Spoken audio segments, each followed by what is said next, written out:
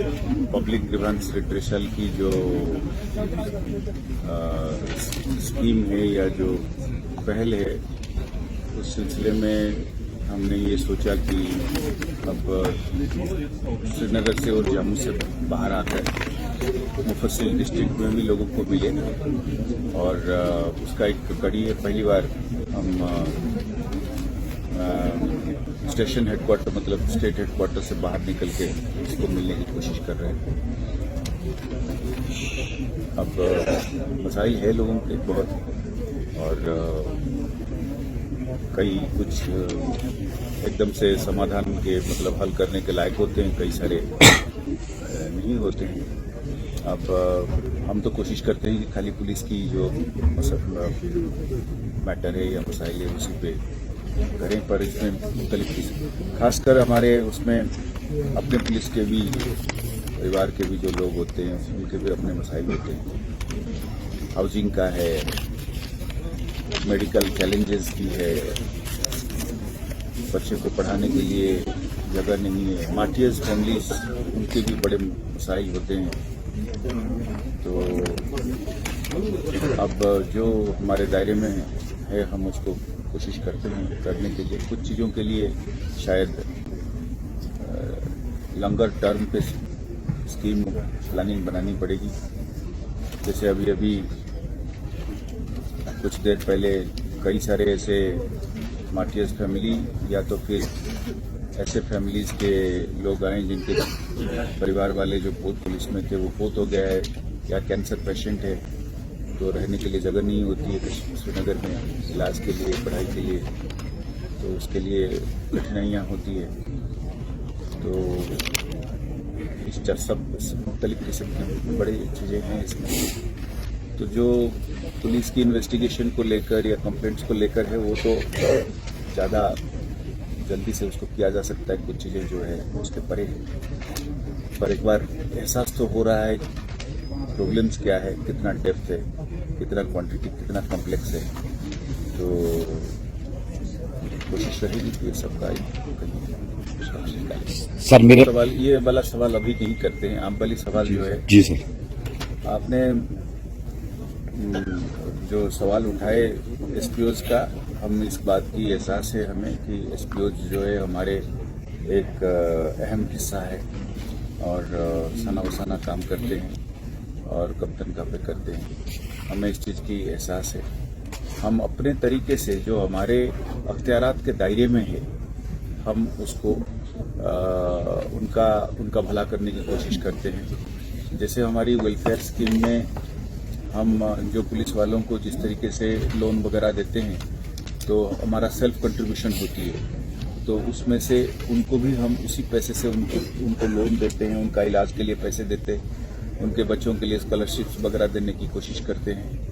और हम ये भी कोशिश करते हैं कि अगर हम जैसे SRO 43 में तो उनको मिलता है जो कांस्टेबल, इनको हम उनके घर वालों को ही प्रेफरेंस देने के लिए कोशिश करते हैं। अपना दायरे में जो हम कर सकते हैं उसको हम करने की कोशिश करते हैं। अब उसके एक इंस्टीट्यूशनल तरीके से उनको और बेनिफिट्स मिले या उनको वो एक सिलसिला है, उस पर हमारी कोशिश हमेशा जारी रहेगी कि उनको किस तरीके से जो उनमें से कम अच्छे काम करते हैं उनको हम किस तरीके से पुलिस में ला सकते हैं, रेगुलर पुलिस में, उसकी हम हमेशा एक कोशिश करते हैं। बीच बीच में करते भी हैं, उसको अमल में भी लाते हैं।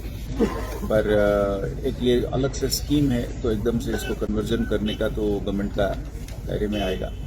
पर हम इस बात की, हमारे सारे अफसर साहिबान जो है वो इस बात की बड़ी फिक्रमंद है कि एसपीओज को हम अपना के साथ में लेके चले और जो भी हमसे बन पड़ेगा हम उनके लिए करेंगे।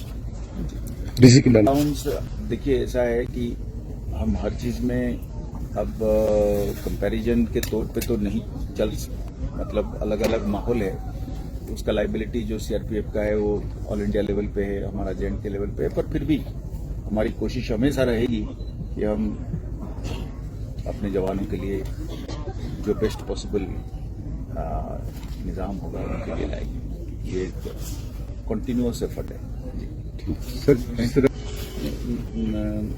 बड़ा अहम सवाल है।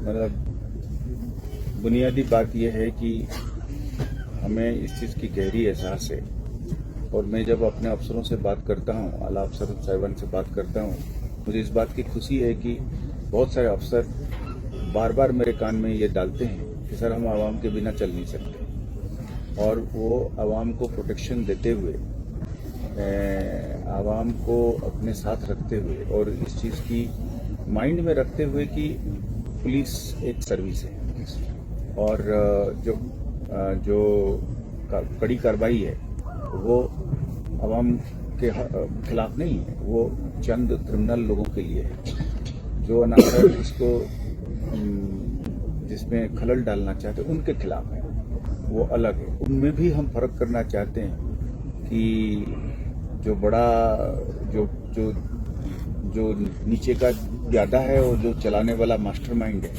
उनके बीच में भी हम फर्क करना चाहते हैं और करते भी। आवाम के लिए ये है कि हम शुक्रगुजार हैं, कई सारी ऐसे चीज़ें हैं जहाँ पे आवाम ने ये बिल्कुल डेमोन्स्ट्रेट किया है एविडेंस के साथ कि साहब मतलब आप अगर ईमानदार हैं, आप अगर नेक नियत से काम कर रहे हैं तो आपकी अगर छोटी बड़ी कहीं पे आपसे भूल की हो जाएगी तब भी हम आपको माफ़ करने के लिए तैयार हैं, पर बाशर्त ये है कि आप ईमानदारी से पेश आए।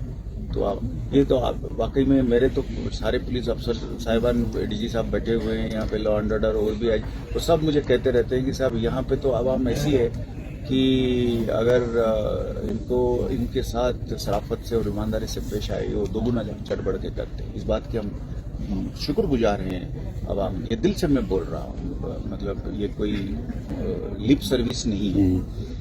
तो कुदरती बात है कि इस तरीके की जब रिस्पॉन्स मिलता है आवाम से, हम चाहते हैं कि हम दुगुना जो है हौसले से उनकी मदद करें और गलत को अलग, सही को अलग, बेगुनाह को अलग, गुनहगार को अलग, और इसका फर्क करना सीखें और कदम कदम पर उसी को माइंड में रखते हुए हम अपना पुलिसिंग को अंजाम दें।